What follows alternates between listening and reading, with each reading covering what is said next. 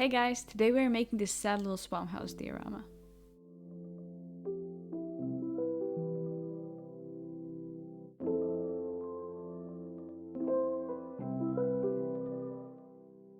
I actually couldn't find any foam core boards, so I used this foam sheet meant for ceilings instead. I cut it up into small wall-shaped pieces and used hot glue to glue them together. For the actual walls, I used these wooden sticks. I got them from my local crafting store, but you could also just eat 50 popsicles and probably get them that way. I glued on corner pieces all around the walls, and I'm pretty sure I would have been better off without doing this.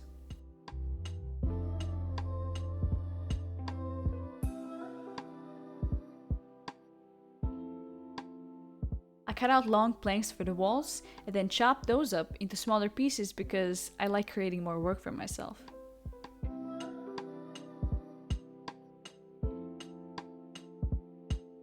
Talking about more work, I decided to carve details into each plank, which seemed like a great idea at first, but after days of carving little lines into wooden pieces, I wasn't so sure anymore. Now, because I glued on those corner pieces earlier, I made these little bits to use as filler behind the wall planks. I needed to fill in the gap that was now there so the wall is even. Then I glued all the planks on the wall with hot glue. I used to really hate hot glue and never use it for anything, but it works pretty great to secure stuff very quickly.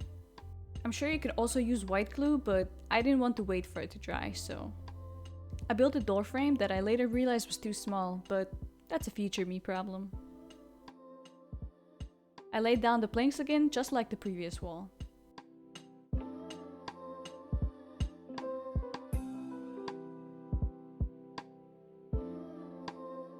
It's important to take breaks when crafting. I'm usually so focused, I often forget to hydrate as much as I should.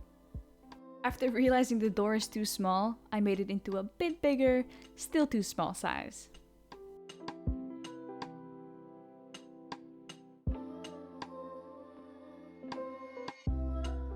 I finished up a simple side wall and put a little window on the other wall. I think the walls alone took like 3 days of work. I wasn't expecting them to take so much time, but the carving was mostly at fault. I cut out roof rectangles out of some dense cardboard, glued them on, and added some small wooden sticks in the top groove. I glued together 2 wooden pieces and stuck them all over the roof.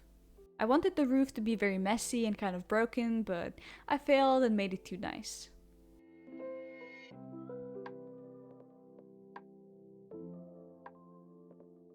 I got some bigger sticks and chopped those up for the floor planks.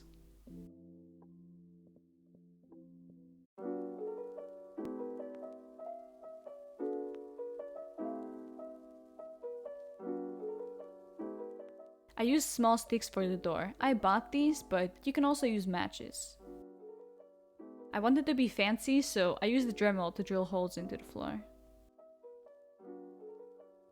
More sticks and more glue turned into the side roof section.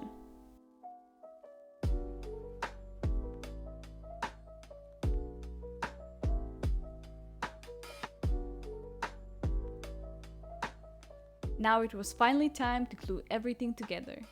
It would have been a good idea to paint the inside of the house now, because if you creep inside the little window, the view is quite depressing.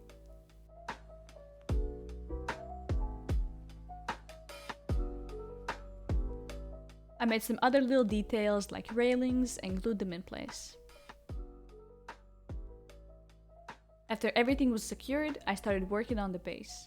I took a piece of XPS foam and cut out a pretty questionable roundish shape, marked where the house legs would go and cut those out too. I carved away at the foam to add some terrain.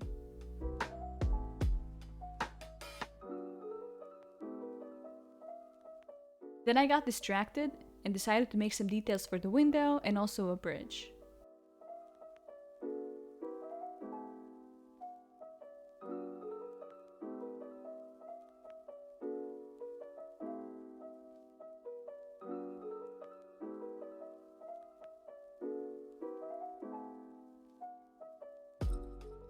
And also some stairs.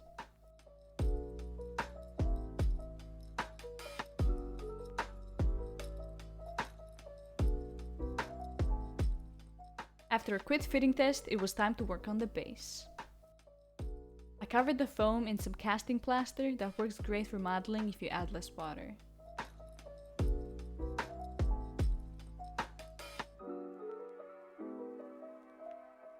After the base coat, I waited a bit for the plaster to start hardening and added more details. I don't have any fancy diorama foliage, so I just used some sand and some of this weird dirt I got from my yard. Later I glued on rocks and sticks also found in my yard. I baked the sticks in the oven beforehand to sterilize them. I used this bigger branch as a tree next to the house. After drying, I covered the base in some brown acrylic paint and painted the rocks grey. I then used a darker wash on the rocks and also covered them and some branches with green. I decided to glue on more sand and dirt and also used thyme for the grass.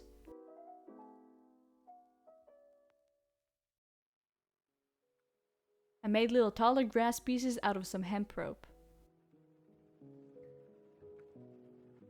Some foam cut into very small pieces mixed with paint worked as moss. I didn't really like how it turned out, but I didn't have anything else. After drying, I wasn't quite happy with it, so while shopping I stopped by the spices and got some dill, sprinkled it all over the place and let it dry. In the meantime, I made a window planter and a little basket, and worked on some pieces that pretend to hold the house together.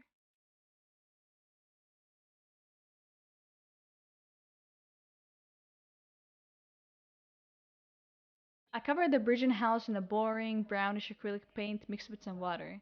I got lazy with the paint job because I was tired of it.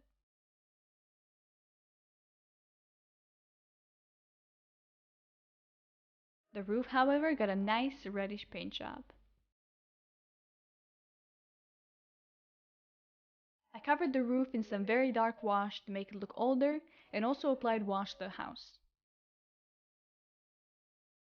I then went over the planks with some green to make them look more rotten and moldy. Now it was time for Dill to shine once more. I covered a lot of the wood all around the house with Dill to act as moss.